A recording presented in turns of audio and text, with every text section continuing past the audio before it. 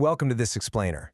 Look, today we're diving into something that affects literally millions of couples, but for some reason, nobody wants to talk about it openly. We're talking about navigating midlife desire. If you've noticed a shift in your relationship's physical connection lately and it's left you or your partner feeling, a bit disconnected or just confused, you are absolutely in the right place. We're going to unpack exactly why midlife intimacy changes and, more importantly, how you can use this transition to stay intimately connected.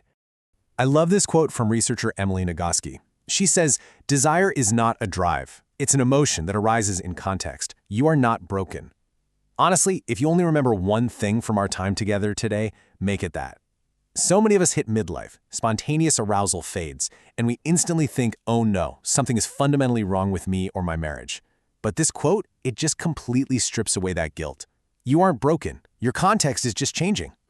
Okay, let's dive into this, because there is a massive gap between what we're sold and what actually happens. On one side, we have the Hollywood myth, this idea that desire is sudden, completely effortless, and just constantly switched on. But the reality of a long-term relationship? Totally different. Over years or decades, true desire actually requires context. It takes intentional effort, and it requires emotional safety. We really need to shatter this myth that putting in effort means you lack love. Actually, effort is the foundation of long-term passion. So let's look at Section 1, the biological reality, or as I like to call it, puberty in reverse. A lot of people think hormones just sort of slowly and gently fade away as women age. Well, that is entirely wrong. Perimenopause, which is that transitional phase starting in a woman's late 30s or 40s, is actually characterized by erratic fluctuations. The body is practically working overtime, overshooting and creating these massive spikes and sudden drops in estrogen. It's a roller coaster. It's definitely not a gentle slope. It's essentially like going through puberty all over again, just in the exact opposite direction. So let's look at how this plays out physically. 80% of women experience hot flushes and night sweats. Then there's brain fog, which makes focusing incredibly difficult, and vaginal dryness, which affects up to 45% of postmenopausal women. Just imagine trying to feel intimately connected when you're dealing with sudden intense heat, memory lapses, and sheer exhaustion from terrible sleep. It literally drains the exact energy you'd otherwise direct toward intimacy. And here's how that biology directly impacts the bedroom. Decreasing hormones lower your baseline libido. Plus, there's something called genitourinary syndrome of menopause, which means vaginal tissue actually thins out and loses elasticity. Arousal takes much longer. And the result? Intimacy can literally become painful. It goes from being a fun want to a really frustrating should. And think about it, when sex hurts, the body's natural protective instinct is to just avoid it. That kicks off this heartbreaking cycle of avoidance and miscommunication between partners. But hey, biology is only half the story. Moving on to Section 2, the psychological reality and the invisible mental load. Think about your daily logistics for a second. Who remembers the school permission slips? Who notices the bins need to go out? Who's keeping track of aging parents, doctor's appointments, the endless grocery lists? This right here is the mental load. It's the relentless, invisible cognitive labor of running a household and a family. And, unfortunately, it falls disproportionately on women. And here is exactly why that matters for intimacy. There's this really fascinating research led by Dr. Simone Buswell, and it shows that relationship inequity leads directly to resentment. And let me tell you, resentment is an absolute killer of sexual desire. It's not necessarily that failing to vacuum directly turns someone off. It's that the sheer exhaustion of carrying this heavy mental load acts like a brick wall. It blocks a woman's ability to see her partner as sexually appealing simply because she's too busy managing the logistics of their shared life. And this brilliantly illustrates the point. Dr. Buswell's findings reveal a pretty stark contrast. Take solitary desire, that's the private sexual desire you feel for yourself. That actually remains totally unaffected by who does the dishes. But dyadic desire, which is the specific desire for your partner, that drops significantly when household labor is unfair. This just proves women aren't broken and they aren't losing their sexuality entirely. It's specifically the partner-focused desire that suffocates under the weight of an unfair partnership. So, how do we actually fix this? That brings us to Section 3, the paradigm shift, spontaneous versus responsive desire. Okay, let's break this down. Spontaneous desire emerges out of nowhere, right? Like a lightning bolt. You feel the desire, and then you seek out the arousal. But responsive desire is totally different. It emerges only in context. You might not feel in the mood at all starting out, but once you start cuddling or kissing or feeling emotionally connected, the desire follows the arousal.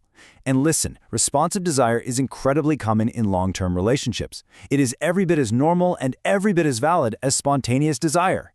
Now, to spark that responsive desire, you really have to understand your brakes and accelerators. Brakes are things like stress, exhaustion, that mental load we just talked about, or physical pain. Accelerators are things like emotional safety, teamwork around the house, and unpressured touch.